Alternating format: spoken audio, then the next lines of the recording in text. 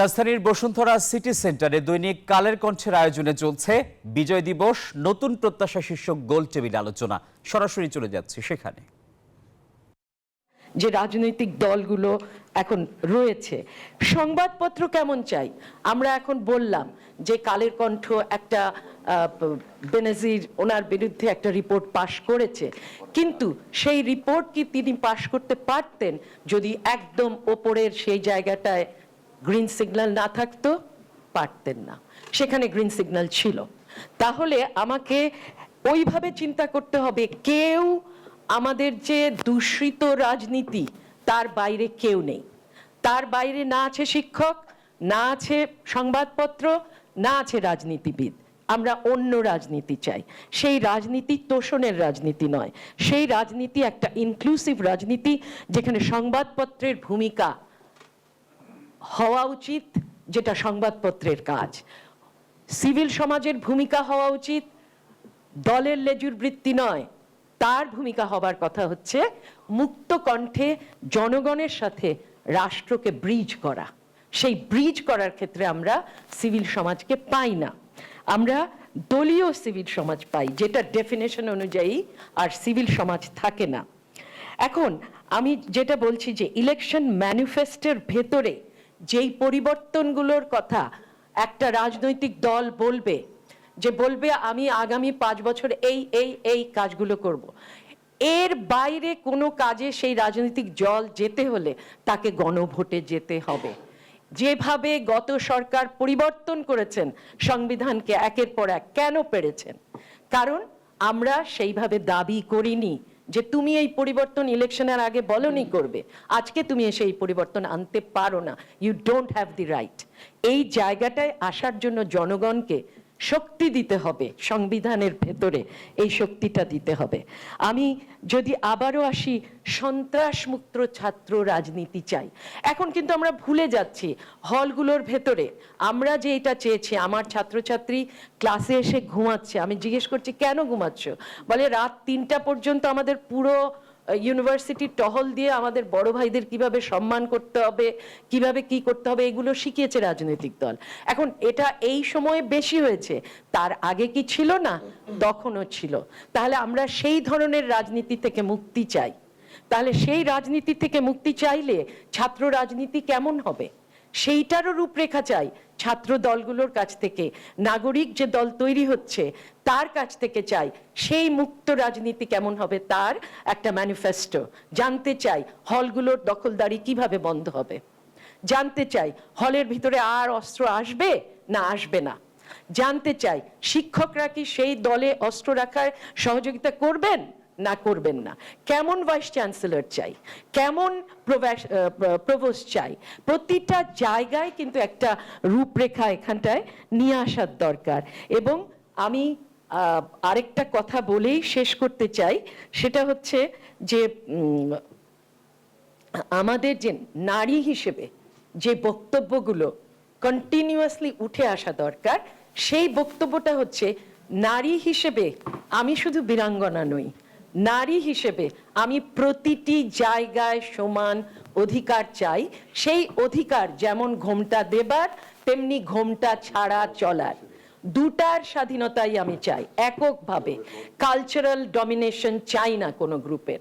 আমি চাই না আমার ওপরে কারোর কর্তৃত্ব, যেই কর্তৃত্ব রাষ্ট্রের আবরণের ভেতর দিয়ে আসবে, একটা নারী কিভাবে চলবে তা শিখিয়ে দেবে। আমি সেই শিক্ষা চাই না।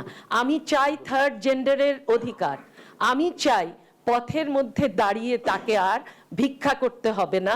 আমি চাই রাষ্ট্র ব্যবস্থায়, চাকরিতে, প্রতিটা জায়গায় যে আমার যে কমিউনিটি রয়েছেন, যাকে আমার সমাজ গ্রহণ করেনি বিধায় বাইরে, সেই সমাজে তার প্রতিনিধিত্ব চার, তার বলিষ্ঠ কণ্ঠস্বর চাই।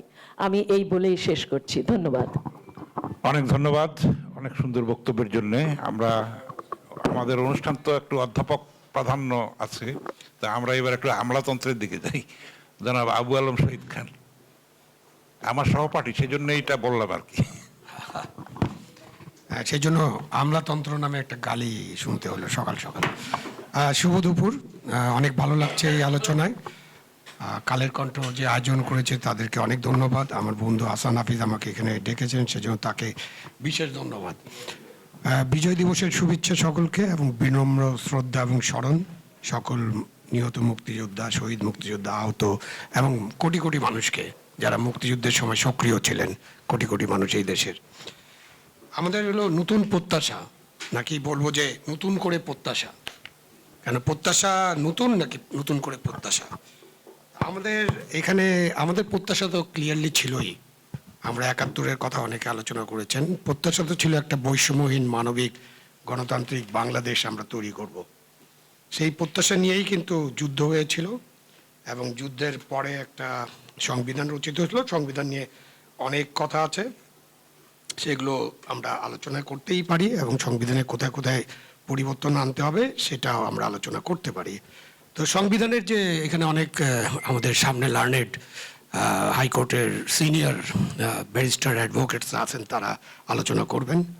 তো সংবিধানের যে প্রস্তাবনা ছিল সেখানে পরিষ্কার বলা হয়েছিল আমাদের রাষ্ট্রের অন্যতম মূল লক্ষ্য হইবে গণতান্ত্রিক পদ্ধতিতে এমন এক শোষণমুক্ত সমাজতান্ত্রিক সমাজের প্রতিষ্ঠা যেখানে সকল নাগরিকের জন্য, আপনিও নাগরিক, সকল নাগরিকের জন্য আইনের শাসন, মৌলিক মানবাধিকার এবং রাজনৈতিক, অর্থনৈতিক, সামাজিক সাম্য, স্বাধীনতা, অর্থনীতি নিশ্চিত করতে হবে। এটা হলো আমাদের প্রস্তাবনা। এখন আমরা ৫৪ বছর কি দেখলাম? ৫৪ বছর ধরে কি দেখলাম? মানে কেউ কথা রাখেনি এরকম কি দেখলাম? নাকি দেখলাম যে আসলে আমরা কিছু করতে পারিনি? এবং এর দায় তো একজন নাগরিক হিসেবে আমাকেও নিতে হবে যে এই দায় কার। তো ৭১ থেকে ২৪ এই যে ৫৩ বছরের পদযাত্রা, সুনীল গঙ্গোপাধ্যায়ের কবিতা মনে পড়ে, কেউ কথা রাখেনি। তো কেউ কথা রাখেনি যখন আমরা বলি, তাহলে কোথায় কোথায় আমরা কথা রাখতে পারিনি? আমরা যেমন করে দেখলাম যে গণতন্ত্রের কি অবস্থা, গণতন্ত্র কেমন ছিল, নির্বাচনের কি অবস্থা কেমন ছিল। এখন সেই জন্য আমরা একটা নতুন রাজনৈতিক বন্দোবস্তের কথা আলোচনা করছি, যেটা একটু আগেই আলোচনা আসলো যে আমরা আর ফ্যাসিবাদী শাসনের পুনরুত্থান বা ফিরে আসা দেখতে চাই না। মানে আমরা একটা এমন রাজনৈতিক কাঠামো চাই, এমন কিছু করতে চাই যেখানে ফ্যাসিবাদী শাসন কেউ ইচ্ছা করলে আর ফিরে আসতে পারবে না। আসতে পারবে না গুম, খুন, অপহরণ, মামলা, হামলা, প্রতিহিংসা, নির্মূল, নিষিদ্ধ, বিভাজন, মানে কি করি নেই আমরা, সব কিছু তো করেছি এবং সব খারাপ কাজগুলো আমরা সবাই মিলে করেছি। এবং সেই জন্য আজকে সংস্কার কথা আলোচনা হচ্ছে, সংস্কার, নির্বাচন সংস্কার, ডিম আগে না মুরগি আগে, কি করব, সংস্কার সব কিছু একবারেই করতে পারবো কিনা। আমার কাছে যেটা মনে হয় যে আমাদের প্রত্যাশা হলো সংস্কার হবে, কিন্তু সংস্কার তো একটা চলমান প্রক্রিয়া। একটা জাতি, একটা রাষ্ট্র বা সারা বিশ্বে সংস্কার হাজার হাজার বছর ধরে চলবে এবং হাজার হাজার বছর ধরে সংস্কার হয়েছে বলে আমরা এখানে আলোচনা করতে পারছি। এবং এইসব সংস্কার যেটা আজকে আপনি করবেন সেটা ২ বছর পরে, ৫ বছর পরে মনে হবে যে এই সংস্কারটা আবার নতুন করে আপডেট করতে হবে। সুতরাং সংস্কার চলবে, সাথে নির্বাচনের কাজও চলবে। কীরকম নির্বাচন চাই? নির্বাচন চাই ওই যে নতুন প্রত্যাশা বা নতুন করে প্রত্যাশা, একটা উৎসব মুখর পরিবেশে সকল প্রার্থীর জন্য, সকল দলের জন্য বলছি না, সকল প্রার্থীর জন্য লেভেল প্লেইং ফিল্ড থাকতে হবে। সকলেই যাতে তাদের ভোটারদের কাছে যেতে পারেন, ভোটাররা যেন নির্বিঘ্নে ভোট কেন্দ্রে আসতে পারেন, ভোট দিতে পারেন এবং ভোট দিয়ে যেন ভালোভাবে, মানে একেবারে ফিজিক্যালি ইন ওয়ান পিস ঘরে ফিরে যেতে পারেন। এবং যখন ভোট গণনা হবে ওটা যেন ঠিক মতো গণনা হয়, ভোট কেন্দ্রেই গণনা করতে হবে। কারণ আমরা এখন এক জায়গায় অন্য জায়গায় নিয়ে গণনা করতে পারবো না। ইভিএম গুলো মেশিন ভারতে জমা থাকে, আমরা এইসব মেশিন জমা রাখলে প্রত্যেকটা ডিসি অফিসে আগুন লেগে যাবে, বা এবং ডিসিদেরকে আমরা মনে করি না যে তারা এই কাজটা করতে পারবে। সুতরাং কেন্দ্রে ভোট গণনা হোক শান্তিপূর্ণভাবে, এবং যারা ভোট পাবেন তারাই একটা সরকার করবে এবং সরকার চালাবেন তারা।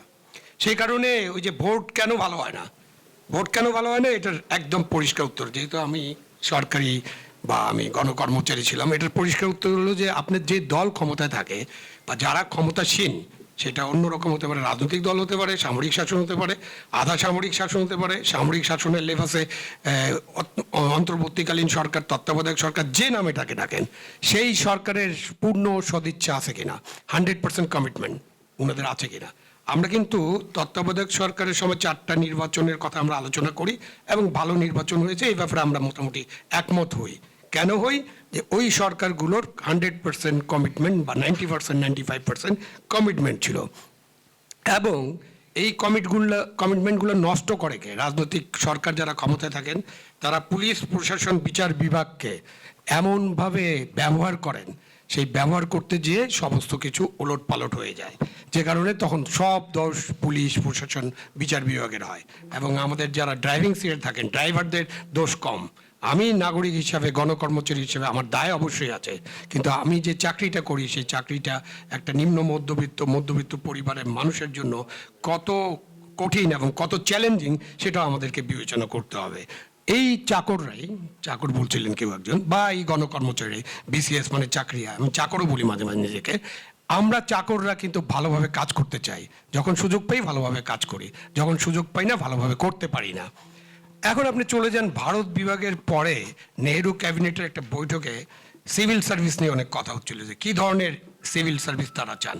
ভারতের সিভিল সার্ভিস কিন্তু একেবারে উচ্চ মার্গে, এটা আমি এখন বলছি না, বাট ভারতের সিভিল সার্ভিস যে বললাম না, ভোটের বাক্স জেলা শাসকের কাছে 15 দিন 20 দিন থাকে, কোনো অসুবিধা হয় না, কেউ বলে না ভোটের বাক্স চেঞ্জ হয়ে যাবে, ইভিএম মেশিন বদলায় ফেলবে। তো সেখানে যখন অনেক ডিবেট হচ্ছিল, অনেকেই মনে করেছিলেন যে ব্রিটিশ সিভিল সার্ভেন্ট এটাকে, এই জিনিসটাকে আমরা রাখতে চাই না, আমরা ভারতের মতো করব। তখন একটা স্টিল ফ্রেমের কথা আছে, code আনকোড still frame civil service, এটা বল্লভভাই প্যাটেল বলেছিলেন এবং তারা সেটা করার চেষ্টা করেছেন।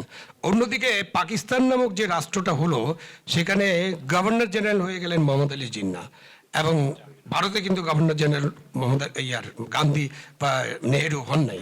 তো এখন ওখানে একটা ভালো সিভিল সার্ভিস চললো।